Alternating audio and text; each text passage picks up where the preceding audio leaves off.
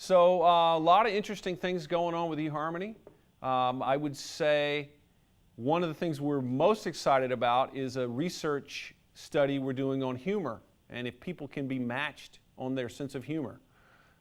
It's something that everyone thinks is important. Everybody says they want someone with a great sense of humor. Men want that, women want that. Well, what does it mean? And can you really type people by sense of humor? We've been investigating that.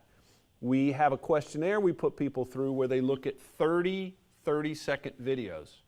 And then they rate each one whether they think that one's funny or not. And at the end of that process, we know what things they think are funny, and we can type them based on the sense of humor they have. Do they like physical humor, self-deprecating humor, sarcasm, witty humor, et cetera, et cetera. And once we know what they're into, then we're running projects where we put people together and see who they're attracted to. So we're building this body of science that helps us understand how to match people based on humor. We've never done it. In fact, no one's ever matched people on humor. And we think that it's pretty important. We've probably got another 6 to 8 weeks of research before we know exactly how to approach it. Now, what would you tell someone who uses Tinder to get them to change over to something like eHarmony? Well, I think it's really about what they're after. You know, I was in a stage of life where Tinder would have been perfect for me once upon a time. You know, if you want to make a lot of casual connections, I think that Tinder's great at what they do. If you're in a stage of life where you want to meet a person and maybe build a relationship and start something more meaningful, eHarmony has a lot of experience in research making meaningful relationships. So we're a better choice, I would say, for that kind of thing. We're changing the site so that it's easier to use. So there's not going to be a lot of difference in terms of onboarding time and a lot of the things that are parts of eHarmony versus, say, Tinder. So it's really about what you want. If you want a serious relationship, we're doing a lot of in-depth matching that nobody else does. Now, you said that you've done some stuff to modernize it. What have you done? Yeah. Well, the first thing that we've done in the last 6 months is totally change the communication process.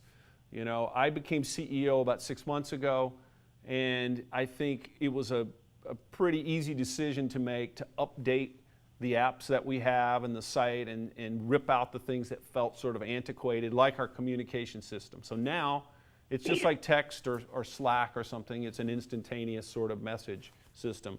That's something that we changed. We've made it easier to get matches. You don't have to take the whole questionnaire to get matches now. You can take 10 or 12 questions and we'll start to send you matches. And if you want to take more of the questionnaire, then you can get more compatible matches. So we're just making it easier to get going so that nobody chooses another service for ease of use. Now, what is your success rate? Well, the success rate that matters most to us is the success of the relationships that we make. I think that's another thing that differentiates us from these other companies. They're about having a fun date, and we're about having a successful relationship.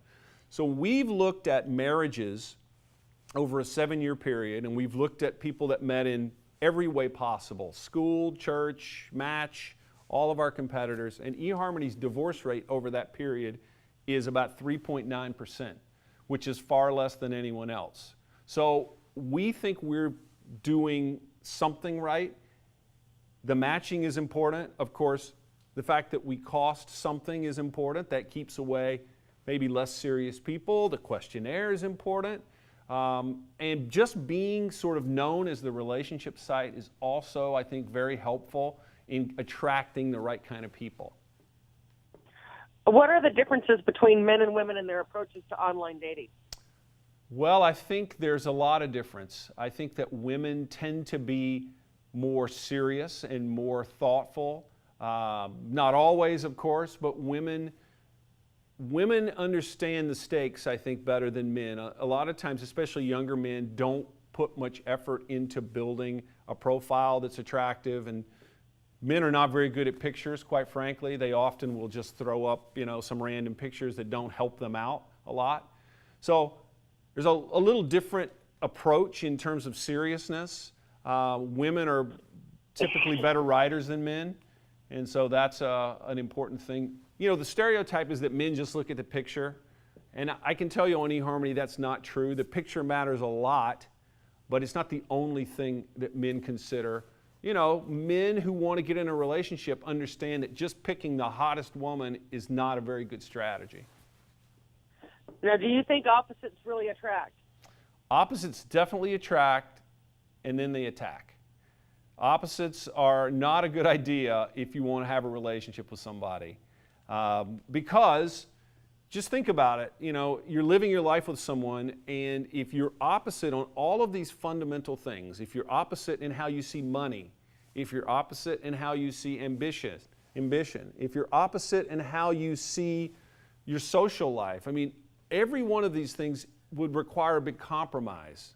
And that kind of friction is what makes, you know, relationships die. Eventually, 5, 6, 7 years later, people just look at each other and go, man, this isn't fun anymore. You and I are not together on enough stuff. So it's fine if you like Chinese food and he likes Italian food. It's fine if you like different movies. You know, superficial stuff, you can be opposite all you want to. But the important things, similarity is really the best approach. How did the election impact eHarmony?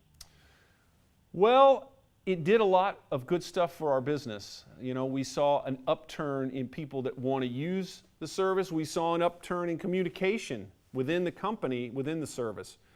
And we've seen this before in times of trauma, in times of unpredictability. People sort of want to pair off. And so we've seen a lot of increased activity on the site. That's what's happened since the 8th of November. Do you think single phobia really exists? I do. I think that people who are in relationships that are not good are scared of leaving. And we see that in the research. We see that a significant percentage of people that are in relationships, 25% of them, don't even like the relationship. But of those people, the vast majority, 75%, don't want to leave because they think it's scarier to be single. I think that's sad because in my own life I can tell you there's nothing worse than a bad relationship, but it's a real thing. People just don't want to be out in the world. Is there anything you'd like to add? Well, I think that you know, eHarmony is doing something that's pretty unique out there, and if you are single and it's a relationship that you're after, we're the best option. So I would encourage you to check it out. It's free today. We're having one of our free communication periods, so you can get in there and talk to people for free and see what you think. Perfect. Well, thank you, and happy Valentine's Day to you. Thanks a lot, Michelle. Bye-bye.